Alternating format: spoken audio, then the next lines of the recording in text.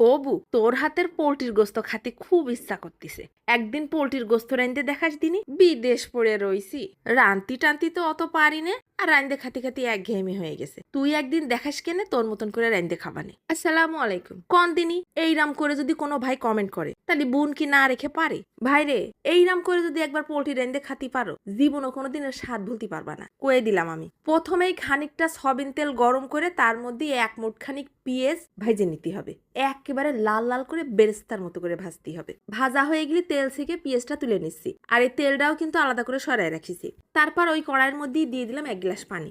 100 গ্রাম টক দই কিনিলাম, অর্ধেকটা কাজে লাগাইছি আর অর্ধেকটা এর ভিতরে ঢেলে দিচ্ছি। দেখো দিন সে টক দই হয়ে গেছে পানির মতো ঝোল। এইবার দিয়ে দিছি 10-15টা কাজু বাদাম, না থাকলে চীনা বাদাম দিয়ে কাম সেরে দিবা। এইবার 12-14টা শুকনো ঝাল দিয়ে দিছি। তারপর 2টো টমেটো ফালি ফালি করে কেটে দিয়ে দিছি। আদা রসুন আস্ত থাকলে তাই দিয়ে দিতাম, সব কুড়োই কাঁচায় বাইটে ফেলিছি বলে আবার 2 টেবিল চামচ আদা রসুন বাটা দিয়ে দিলাম।